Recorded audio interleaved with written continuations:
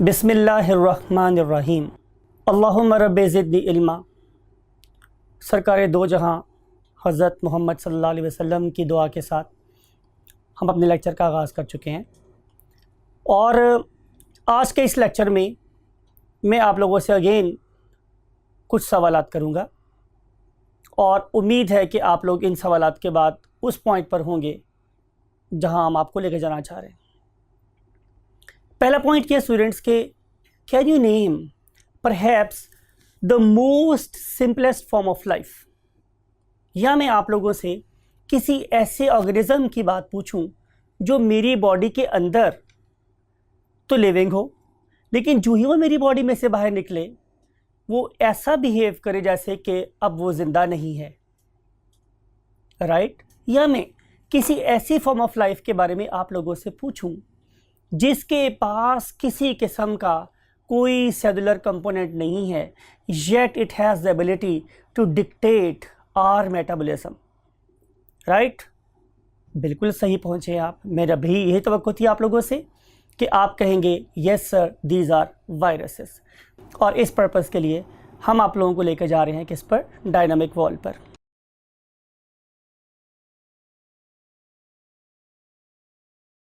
तो 1796 की बात है, हमें एक बड़ा अजीबोगरीब किस्म का वाक़या देखने को मिला और उस ज़माने में हम उसे साइंटिस्ट कह सकते हैं, उसका नाम था एडवर्ड जेनर। उस पर्टिकुलर साइंटिस्ट के दौर में एक डिज़ीज़ अपने फुल स्विंग पर थी, पूरे उरूज पर थी, और उसका नाम था स्टूडेंट्स व्हाट? Small pox. अब इम्पॉर्टेंट बात यह है कि स्मॉल पॉक्स अफेक्ट कर रही थी ह्यूमंस को, तो कॉ पॉक्स अफेक्ट कर रही थी गाय वगैरह को। बहुत से लोग स्मॉल पॉक्स की अटैक्स की वजह से इस दारे फ़ानी से कूच फरमा रहे थे। अल्लाह ताला ने एडवर्ड जेनर को स्पेशल किस्म की आइज़ दी और उसने एक बड़ा यूनिक फैक्ट ऑब्जर्व किया कि उस पर्टिकुलर इलाका में एक मिल्क मेड जिसे हम गवालन बोलते हैं, शी वॉज देयर। उसने देखा कि सब लोगों को affect you can say small pox का इन्फेक्शन हो रहा है, लेकिन इस गवालन को स्मॉल पॉक्स नहीं हो रही। सो ही वेंट देयर, उसने ऑब्जर्व किया कि इस पर्टिकुलर गवालन के हाथ पे एक छोटा सा ज़ख़म है, लेकिन वो ज़ख़म, वो लीजन किसका नहीं था? स्मॉल पॉक्स का नहीं था। उसे सोचना शुरू किया कि आखिर इस पर्टिकुलर गवालन को स्मॉल पॉक्स क्यों नहीं हो रही। He was of the view कि शायद ये जो पॉजिटिव एजेंट है गाय का और इंसान का मिलता जुलता है मगर एक जैसा नहीं है। तो शायद ऐसा हो सकता है कि गाय का जो डिजीज़ कॉजिंग एजेंट है वो इस ज़ख्म के थ्रू उस गवालन की बॉडी में चला गया और उसने उसके अंदर एक दिफाई निज़ाम पैदा कर दिया। ये वाला वायरस उस गवालन की बॉडी में चला गया और उसने उसके अंदर एक दिफाई निज़ाम को स्टार्ट कर दिया। फिर जब ह्यूमन स्मॉल पॉक्स के वायरसेस उसकी बॉडी में गए तो उन्होंने उनको फाइट किया और फाइट करने के बाद इस पर्टिकुलर गवालन को स्मॉल पॉक्स होने से बचा लिया। लेकिन you know very well students कि साइंस सिर्फ किस्से कहानियों पे बिलीव नहीं करती। Science always demands what? Proof. इस पर्पज़ के लिए उसे एक अदद वॉलंटियर की ज़रूरत थी। उस दौर में भी अजीम लोग प्रेजेंट थे। वहाँ पे एक खातून थी, उसने अपने 12 साल के बच्चे को पेश किया कि अगर आपकी ये थ्योरी ठीक है तो लेट्स टेस्ट इट। वैसे भी तो इतने लोग दारे फ़नी से चले जा रहे हैं और अगर एक शख्स इंसानियत के नाम पे कुर्बान हो गया तो नो प्रॉब्लम एट ऑल। उसने अपनी थ्योरी को टेस्ट करने के लिए कॉ पॉक्स के वूंड में से वायरसेस कलेक्ट किए और कलेक्ट करने के बाद उसे उस 12 साल के बच्चे को इंजेक्शन की फॉर्म में लगा दिया। देन वो अपनी थ्योरी पे काम कर रहा था कि मैं इस वायरस को उसकी बॉडी में जाके काम करने देता हूं और इस पर्टिकुलर बच्चे के दिफाई निज़ाम को ट्रिगर होने देता हूं। After few days, may be 2 और 3 वीक्स, उस ऑर्गेनिज्म, उस पर्टिकुलर बच्चे को एक बहुत ही मुश्किल फेज से गुजरना था और वो फेज ये थी कि अब उसकी बॉडी में स्मॉल पॉक्स के वायरसेस इंजेक्ट करने थे जो उसकी जान भी ले सकते थे। बहरहाल उस पर्टिकुलर एडवर्ड जेनर ने इस बच्चे की बॉडी में ह्यूमन स्मॉल पॉक्स के वायरस से इंजेक्ट कर दिए। वक्त गुजरता गया, लेकिन इस बच्चे को स्मॉल पॉक्स नहीं हुई। सो जो उसका थ्योरी थी, उसका एक आइडिया था, it was turning into a reality, उससे एक रियलिटी बन गई। अब क्या हम सिर्फ एक बच्चे के साथ ये प्रोसेस होता हुआ देख के कंक्लूड कर लें कि जनाब अगर स्मॉल कॉपॉक्स के वायरस लगाओगे और उसके बाद स्मॉल पॉक्स के वायरस लगाओगे तो क्योर हो जाएगा? तो again answer is no. Science always believe in repeated results. हमें बार बार रिजल्ट्स को रिप्रोड्यूस करना होता है, तब हम जाके किसी थ्योरी या लॉ पे पहुंचते हैं। उसके बाद एडवर्ड जेनर ने 23 और लोगों के साथ ऐसा ही किया। वो इन सब लोगों को स्मॉल पॉक्स के वायरसेस इंजेक्ट करता, जो बेसिकली इनइफेक्टिव हो जाते due to already existing immune system और defence system in the body. तो ये एक बड़ी इंटरेस्टिंग स्टोरी थी जिसके थ्रू हम लोगों ने देखा कि एक टर्म इंट्रोड्यूस हुई बाद में जिसका नाम था वैक्सीनेशन। उन पर्टिकुलर लोगों में की लैंग्वेज में, जिसे हम लैटिन लैंग्वेज बोलते हैं, उसमें वैका का मतलब VACCA का मतलब, वैका का मतलब होता है काउ। तो सबसे पहले चूंकि हम लोगों ने लोगों को वैक्सीन करने के लिए, लोगों को बीमारियों से बचाने के लिए गाय को इस्तेमाल किया था, तो उसी टर्म को हम आज तक यूज़ कर रहे हैं to salute the contribution of Edward Jenner, right. अब हम इस पर्टिकुलर लेक्चर को स्टडी करने के लिए मूव करते हैं व्हाइट बोर्ड पर। तो एज यूजुअल मैं आप लोगों के लर्निंग ऑब्जेक्टिव्स बता रहा हूँ, मीन्स कि आप लोगों को by the end of lecture क्या क्या पता होना चाहिए। तो आंसर इसके हम ऑलरेडी डिस्कस कर चुके हैं इंट्रोडक्शन में, what about the history of what viruses और वायरल डिजीजेस। अब हम जो पढ़ने वाले हैं स्टूडेंट्स वो ये है कि what are the basically meanings of viruses. So we want to start with this point, that is the meanings of virus. तो स्टूडेंट्स ये बड़ी सिंपल सी बात है, लेकिन इस पर्टिकुलर वर्ड मीन, मैं वायरस की बात कर रहा हूँ, इसका नाम वायरस कैसे पड़ा हम इसको भी थोड़ा ठहर के डिस्कस करेंगे। लेकिन फिलहाल आप लोगों ने इतना याद रखना है कि ये एक लैटिन वर्ड है और इस लैटिन वर्ड का मतलब होता है पॉइजन और जहर, पॉइजन या जहर।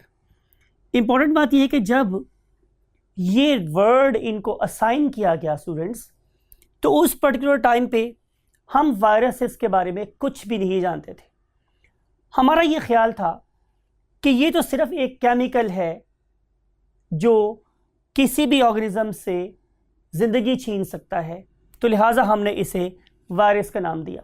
मैं फिर दोबारा रीइंफोर्स कर रहा हूँ आप लोगों के लिए कि उस वक्त हम इसे सिर्फ एक केमिकल कंसिडर करते थे और हम उसे एक लिविंग एंटिटी कंसिडर नहीं करते थे। उसकी लॉजिकल ग्राउंड्स आप लोगों से हम थोड़ी देर बाद में डिस्कस करेंगे। अगली बात स्टूडेंट्स ये है कि मैंने एक वर्ड आप लोगों के लिए लिखा है क्रोनोलॉजिकल ऑर्डर, यानी कि हम लोग आहिस्ता आहिस्ता मॉडर्न टाइम की तरफ मूव करेंगे। तो हम देखेंगे कि सबसे पहले कौन सा काम हुआ, 1884 में हमने क्या रिड्यूस किया, फिर 1892 में हमारी क्या फाइंडिंग हुई, फिर 1822 में हम लोगों ने क्या अंडरस्टैंड किया, और उसके बाद इवेंचुअली जिस मकाम पे हम आज खड़े हैं वहाँ तक पहुँचने में किन किन साइंटिस्ट ने हमारी हेल्प की है। सो 1796 के बाद अब हम डायरेक्टली आ रहे हैं 1884 पे। तकरीबन स्टूडेंट्स 100 साल गुजर गए हैं।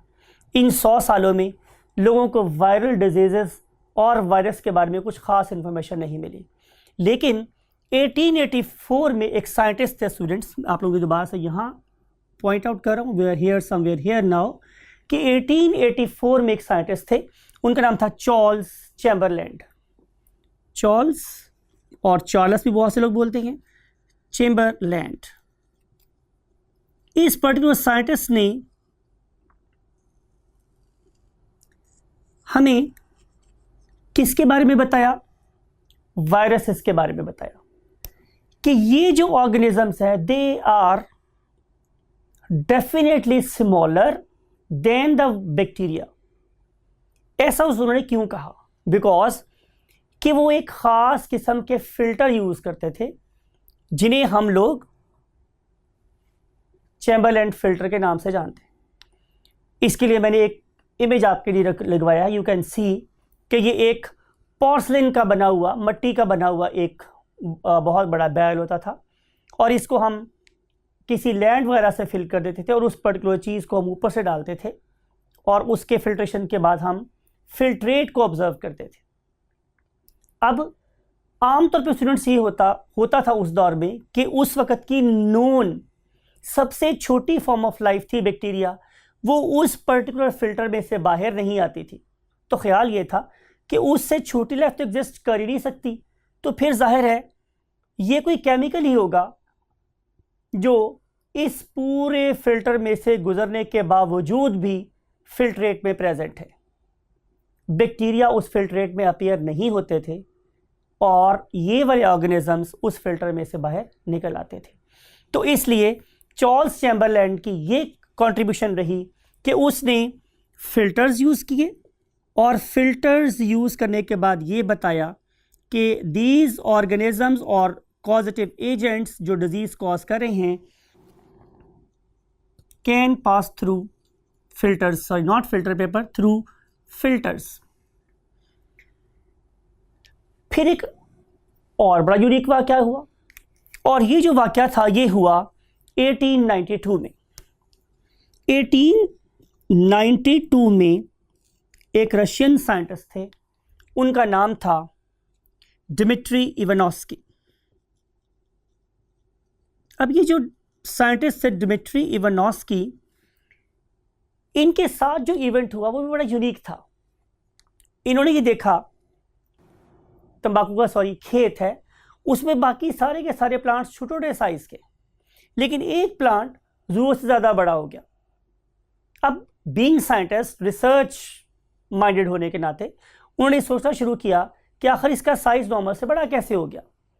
प्लस उन्होंने ये वाली बात भी गौर से देखी कि इसके लीव्स के ऊपर डिफरेंट किस्म के अजीबो-गरीब रंगों के पैटर्न्स बन गए।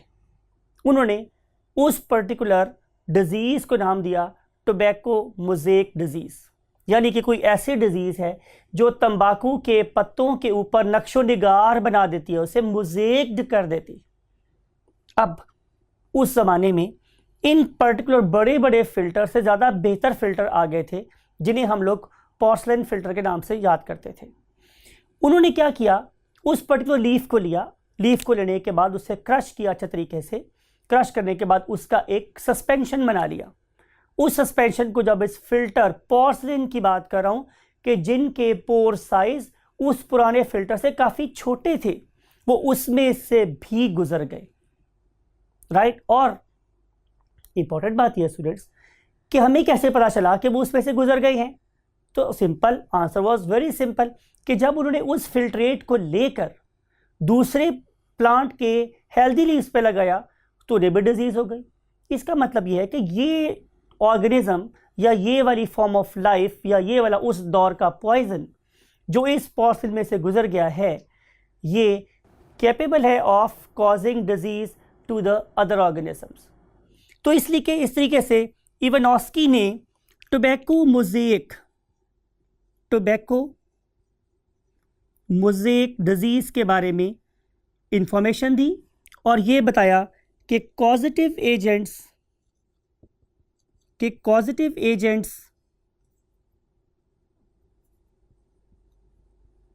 Can pass through porcelain filters.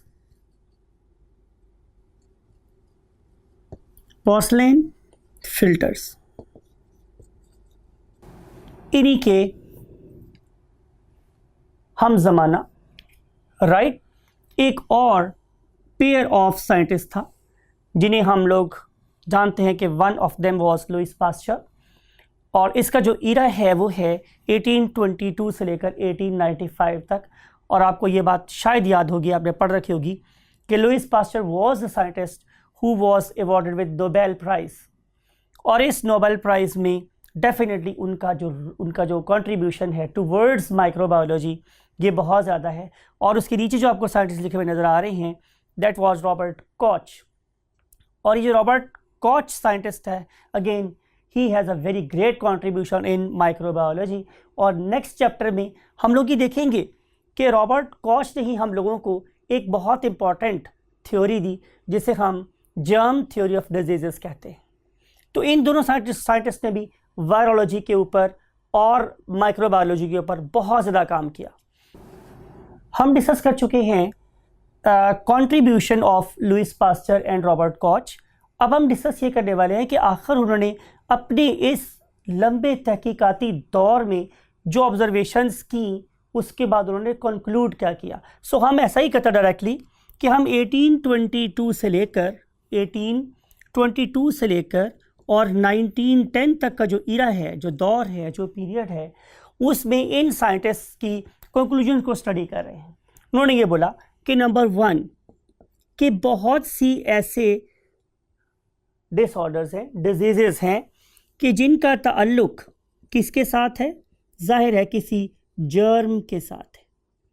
और ये जर्म क्या हो सकता है, जाहिर है या तो ये वायरस होगा और या फिर ये बैक्टीरिया होगा। उन्होंने फर्दर ये बात भी बताई कि ये दोनों के दोनों जो माइक्रोस्कोपिक ऑर्गेनिज्म हैं उनसे प्रोड्यूस होने वाली diseases they can be very fatal, वो बड़ी जानलेवा साबित हो सकती हैं और उसकी वजह से ऑर्गेनिजम्स की डेथ भी हो सकती है। इसको ही हम लोगों ने क्या बोला था, जर्म थ्योरी ऑफ डिजीजेस। और इस पर्पस के लिए उन्होंने हमें 2 एग्जाम्पल्स बताई, जिनमें से एक का नाम था स्टूडेंट्स क्या, foot mouth disease. Foot mouth disease. और ये फुट माउथ डिजीज़ 1898 में डिस्कवर हुई। सिमिलरली उन्होंने एक और डिजीज़ के बारे में हमें बताया जिसका नाम था येलो फीवर। और ये डिजीज़ येलो फीवर 1910 में डिस्कवर हुई। राइट, अब हम मूव करेंगे, उन डिजीज़ के बारे में कुछ पढ़ेंगे जिनके बारे में आज हम जानते हैं, mean current known viral diseases. So latest और known viral diseases.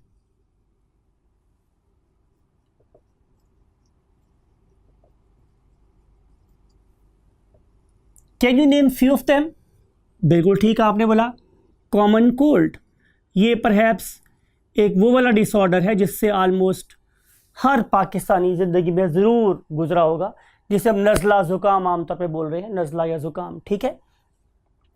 फिर उसके बाद हमारे पास जैसे भी यहाँ पर लिखा येलो फीवर,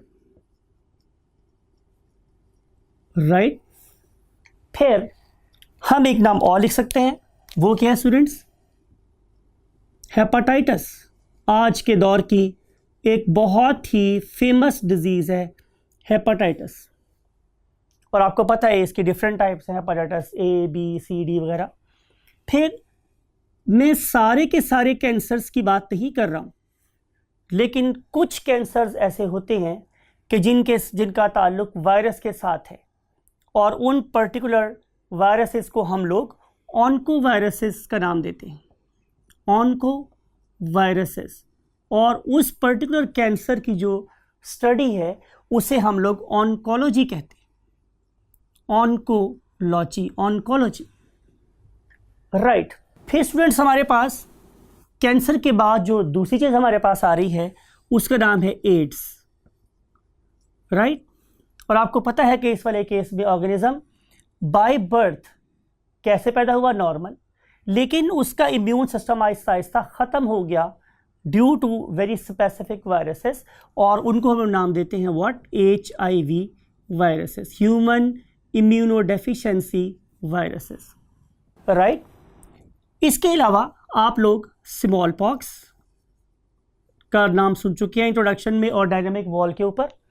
फिर हम लोगों ने कॉपॉक्स का जिक्र भी किया था आप लोगों के साथ। फिर आपने नाम सुन रखा होगा स्टूडेंट्स कनपेड़े, और जो कनपेड़े हैं उन्हें हम नाम देते हैं व्हाट, मम्प्स। और आखिरी चीज़ जिसे जिसे बिल्कुल ऑलमोस्ट सब में से हर कोई गुजरा हुआ है, that is called as the खसरा, और वो जो खसरा है उससे हम नाम देते हैं मीजल्स। तो ये कुछ करंट नोन डिजीजेज हैं जिनका सामना ऑलमोस्ट हम डेली लाइफ में करते रहते हैं। इसके बाद स्टूडेंट्स हम जो पढ़ेंगे वो हैं characteristics of viruses. So let's move to the next point that is called as characteristics of viruses.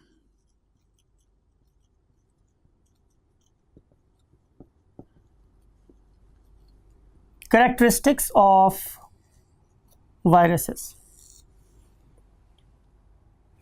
मैं फिर वही बात आपसे करूंगा कि यहां तक पहुंचने के लिए हमें बहुत सारी रिसर्च और तहकीक का सहारा लेना पड़ा है, और आज हम जिस नॉलेज के प्लेटफॉर्म पर खड़े हैं वो इंफॉर्मेशन हमें क्या बता रही है। नंबर 1 कि viruses are the simplest organisms.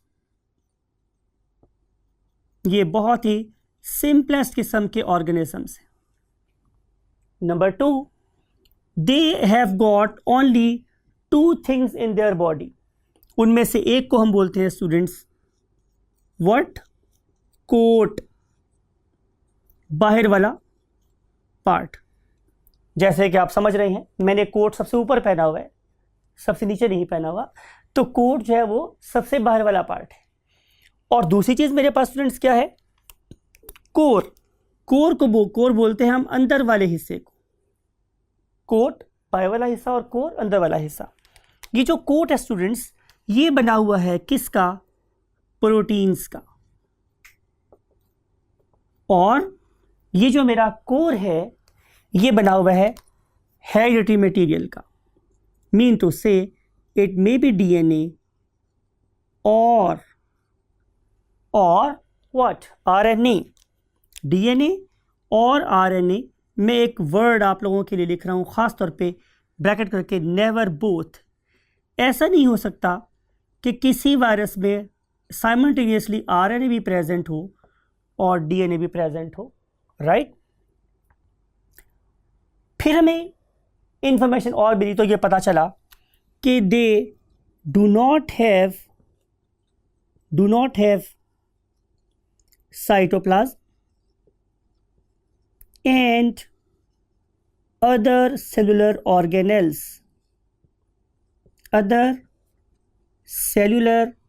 Organelles.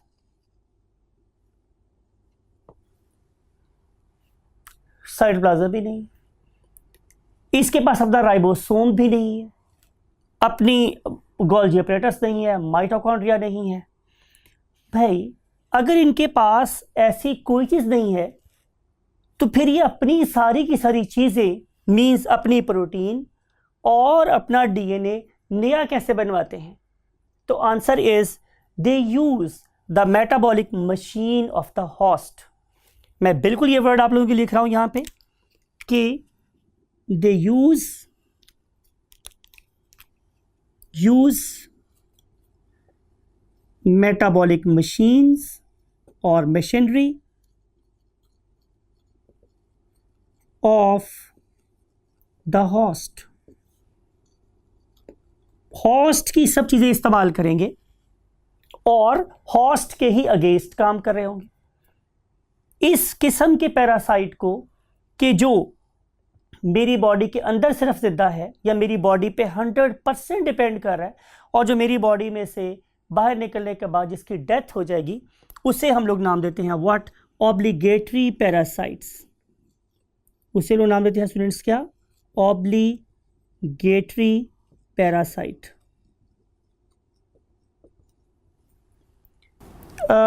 Now we want to move to the next chamber of the board, और हम देखेंगे स्टूडेंट्स कि हमारे पास वायरसेस की टाइप्स कितनी हैं।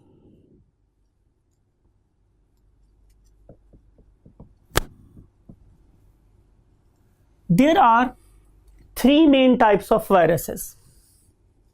Number 1, plant viruses. नाम इंडिकेट कर रहा है कि ये हमारे प्लांट्स को डिजीजेस कॉज करेंगे और उनकी मेटाबॉलिक मशीन को यूज करेंगे टू प्रोपेगेट।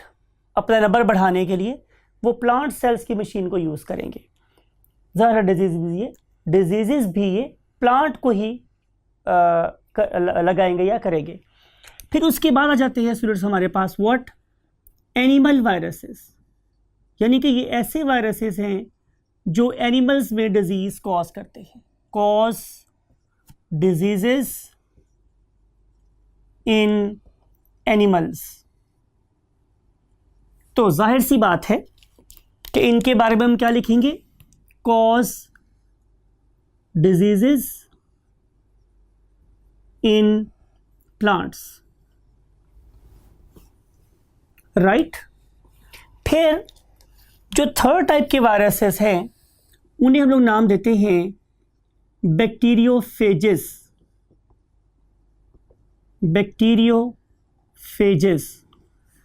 यानी कि ये स्पेसिफिक किस्म के फेज वायरसेस हैं जो कि cause diseases in bacteria only, ये बैक्टीरिया में डिजीज कॉज करते हैं। आप लोगों की बुक में इस वायरसेस वाले टॉपिक में एक येलो बॉक्स गिवन है। उस येलो बॉक्स में आप लोगों को ये इंफॉर्मेशन दी गई है कि बेसिकली बैक्टीरियोफेजेस के बारे में टॉड और हेरल्ड नामी साइंटिस्ट को कैसे पता चला। तो उस पर्पस के लिए ये एक एनिमेशन आप लोगों के पास नज़र आ रही है। आप लोगों को आपको नज़र आ रहा है कि यहाँ पे एक अदद क्या है स्टूडेंट्स, पेट्री प्लेट। इस पेट्री प्लेट में हमने ऑलरेडी बहुत से बैक्टीरियल कॉलोनीज को ग्रो किया हुआ, you can see over here, उनका कलर आप देख रहे हैं। फिर अगली वाली फेज़ में यू कैन सी कि हम लोगों ने एक ऐसा सोल्यूशन रखा है कि जिसके अंदर बहुत से वायरसेस प्रेजेंट हैं। फिर हम लोगों ने मीन्स टॉड और हेरल्ड ने क्या किया कि उन लोगों ने इस पर्टिकुलर इनोकुलेशन लूप के साथ इन पर्टिकुलर वायरसेस को, उनमें से आधी कॉलोनीज को क्या कर दिया, इनोकुलेट कर दिया, मीन उनको इन्फेक्ट कर दिया। फिर हमने क्या किया स्टूडेंट्स कि 24 घंटे के लिए इस पेट्री प्लेट को इंक्यूबेटर में प्लेस कर दिया। 24 घंटे के बाद, 24 घंटे गुजरने के बाद एक बड़ी अजीब किस्म की इंफॉर्मेशन उनके सामने आई, या उन्होंने इसको फाइंड किया कि ये वाली पर्टिकुलर कॉलोनीज कि जो वायरस से इन्फेक्ट की गई थी, यू कैन सी कि वो सारी की सारी ऑल टुगेदर फट गई हैं। तो ये फटी हुई कॉलोनीज आप लोगों को नज़र आई और ऐसा सा ये भी देखा गया कि ये कॉलोनीज ऑलमोस्ट वहाँ से वैनिश हो गई। इसका मतलब ये था कि इन वायरसेस ने उन बैक्टीरिया को एनगल्फ कर लिया या खा लिया। फिर 2 साल के बाद इसी पर्टिकुलर साइंटिस्ट ने ये टर्म कॉइन की, जिसका नाम क्या था स्टूडेंट्स, बैक्टीरियोफेज, यानी कि ये एक ऐसे वायरसेस हैं जो बैक्टीरिया को खा लेते थे, ऑटो उनकी फेजी कर लेते थे। जब भी आप मेडिकल साइंसेज में कहीं वर्ड यूज़ करते हैं फेगस और फेजी, तो फेजी का मतलब होता है खा देना, फेगस मीन खाने वाले। तो बैक्टीरियोफेजेस मीन्स ऐसे वायरसेस जो बैक्टीरिया को खा लेते थे। So that's it for the part 1 of this lecture. और अब हम आपसे मिलेंगे स्ट्रक्चर ऑफ वायरस के साथ लेक्चर नंबर 2 में। Take very good care of yourself. Bye bye.